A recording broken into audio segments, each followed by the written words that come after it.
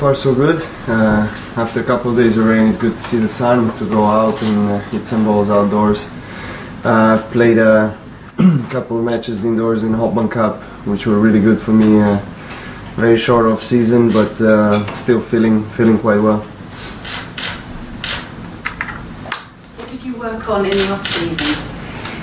Well, there was not a lot of time really to work on a lot of things, but I tried to build up my physical strength, my endurance, because I knew that this is probably going to be one of the most important things coming up to Australian summer, which can be really hot. And I had some problems in the past in Australia, so I really wanted to physically be fit for the tournament. And the other side, tennis-wise, I've played a lot in the last 2-3 months, so you know, as soon as I started after the very short off season, I already felt that I'm hitting the ball well. So I tried to work just on some specifics like serve and maybe some volley game, and I'm happy with the way that the work has been done. Given what you said about the weathering problems here in the past, you happy that it's pretty cool this year? Yeah, definitely. I'm probably one of the few players that loves rain. Have you noticed a big impact on Davis Cup victory back home? Yes, well, I didn't spend that much time in my country after the victory, but it was 2 days and 2 nights celebration, so we definitely felt in some way what it meant for the people and what it meant for us in the end. It was a historical win, maybe, you know, once in a lifetime opportunity to play and win the Davis Cup at home in front of almost 20,000 people, and it was just a different feeling from the feeling that you experience playing for yourself in any other individual event. So you know, it's the biggest success that I had in my career so far, next to the Australian Open in 2008. Not a 2-day celebration for you, though. It was, yes, definitely. Yeah. Our goal was 3 days, but then after second day we were already in the hospital. So. Do you think that could take a toll on your chances or your preparation for the Open? I don't think so. I already knew when we won the semi-final tie against Czech Republic in Davis Cup in September. I knew that I'm going to have a very short off season because of the finals of Davis Cup and the Masters in London. And you know, it's not the first time that the top player is facing this situation. I think Nadal had this very similar situation a couple of years back, and so you know, you just have to adjust to it and try to rest, to get the best out of the couple of weeks of preparation that you had. And Hopman Cup was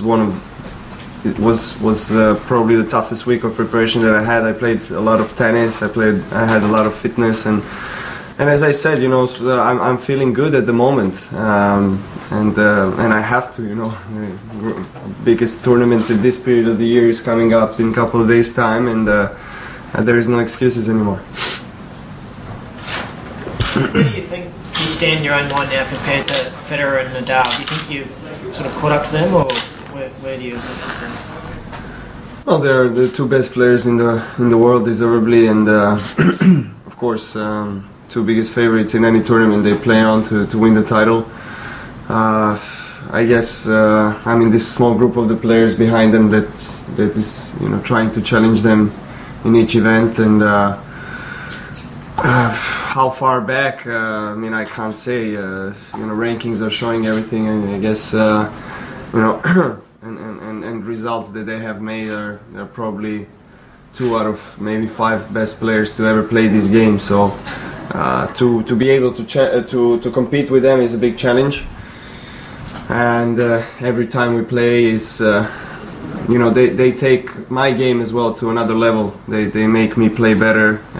So you know, in case I get to play them in this tournament, I will look forward to it. Who do you think deserves to be favourite? Out of them 2? Yeah. No, I mean, it's hard to say. You know, they're really in top shape. I think Federer has been playing fantastic tennis in last last 3-4 months, and he's a defending champion, so maybe he has a little advantage there, but still Nadal, is number one, so they're always there at the top. Do you notice their level going up, and consequently, is your level? Are you a better player now than you were when you won here? Yes, I am, but now there's a lot more good players that are I think improve their games tremendously. I think Soderling is playing great, Murray, Davydenko, all these guys have improved so much, and then you have Federer and Nadal that keeps on playing better and better. It's really hard to say whenever you see them play in which aspect of the game can they improve, but they still keep on improving. So, but as I said, it's a big challenge for us to play them and to keep up with them. So, in order to stay where I am at this moment, in the number 3, or eventually get a shot at a step further at the rankings, I will have to play very well at the major events and get in the later stages of Grand Slam. Novak, are you and Andy practicing a lot? Is this a sort of a on-purpose, deliberate thing to maybe try to get your level higher? But not very often two guys as good as you practice a lot together. Is this something that maybe you figure will help you catch up a little bit? Well, there is no such intention. It's just the practice. I've never had problems practicing with my close rivals or any top players. I actually look forward to that because I know that these practices are going to be very intensive and that I can get something out of those those sessions.